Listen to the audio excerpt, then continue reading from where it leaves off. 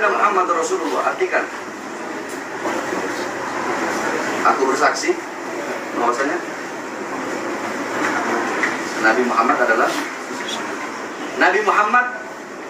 Ini andaikan antum salah satu kiai NU yang benci kepada para habaib, anda ingin bertanya ketika antum azan asyhadu anna Muhammad Rasulullah, Muhammad jaddak atau jaddi, Muhammad Rasulullah kakek ente atau kakek anak?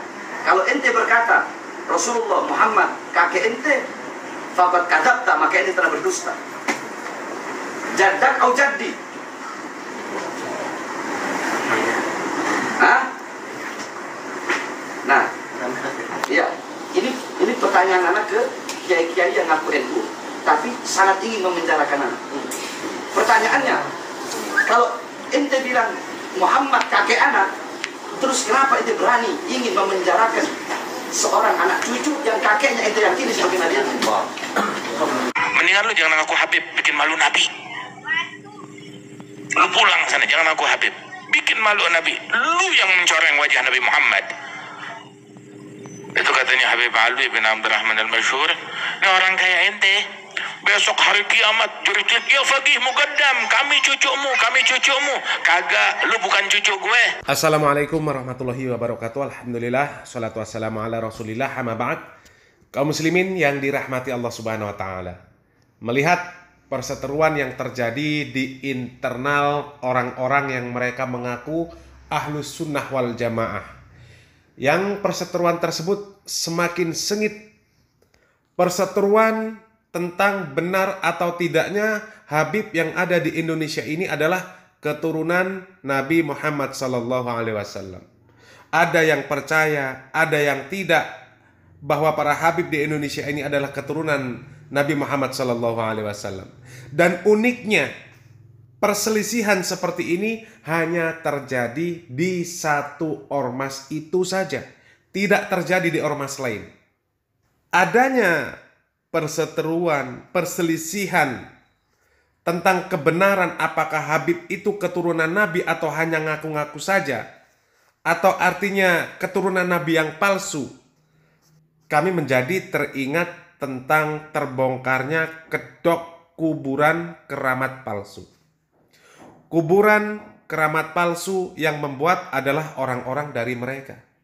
Yang datang untuk mengalap berkah di kuburan tersebut juga orang-orang dari mereka. Kemudian yang membongkar kedok kuburan palsu tersebut pun juga dari kalangan mereka. Jangan-jangan nanti juga sama kisahnya. Yang mengaku Habib itu orang dari kalangan mereka. Yang hulu di dalam menghormati, mengagungkan, berlebih-lebihan di dalam mengagungkan mereka, itu juga dari mereka. Kemudian yang membongkar kedok Habib palsu itu juga dari mereka.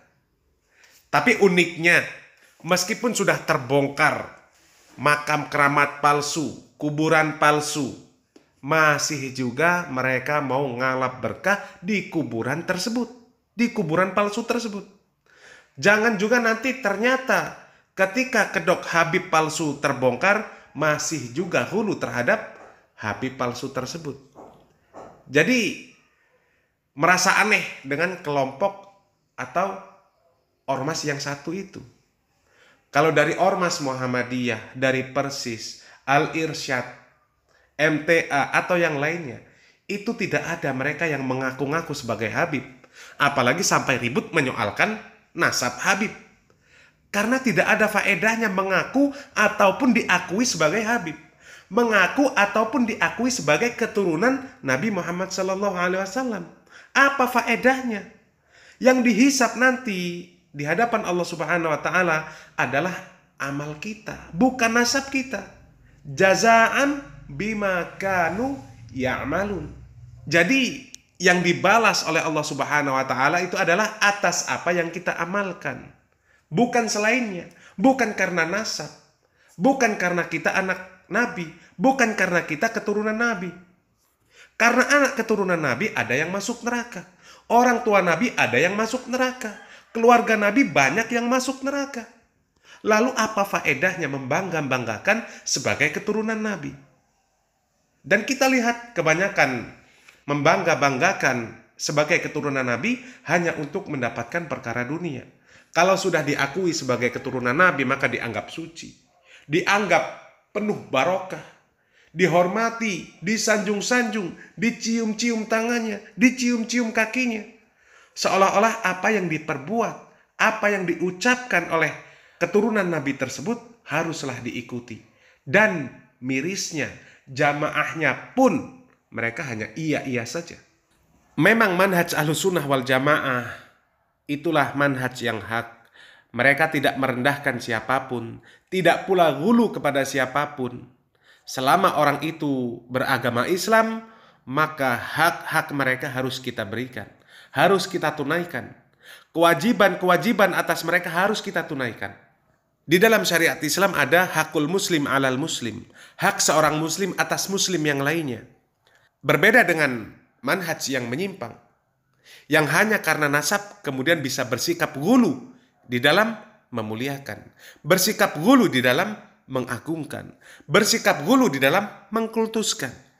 Alhamdulillah kita bangga menjadi Ahlussunnah wal Jamaah yang sejati, meskipun disebut sebagai Wahabi, kemudian dicela oleh orang-orang Syiah, orang-orang liberal, orang-orang munafik, orang-orang kafir dan yang semisal. Semoga kita istiqomah di atas manhaj yang hak tersebut, beragama berdasarkan Al-Quran dan Sunnah di atas pemahaman para salafus soleh. Barakallahu fikum, wassalamualaikum warahmatullahi wabarakatuh. Ikhwah sekalian, siapapun yang mengaku turunan Rasul 90% rata-rata nggak benar. Karena turunan Rasul itu nggak butuh pengakuan. Ya. Orang yang benar-benar turunan Rasulullah itu yang tidak diragukan cuma satu, Imam Mahdi aja nanti. Selain itu, karena anaknya Hasan Husain, Husain itu banyak istrinya, kalau nggak salah 25. Ya otomatis mati cerai 25. Hasan juga begitu, istrinya banyak sekali. Hasan Husain, ya.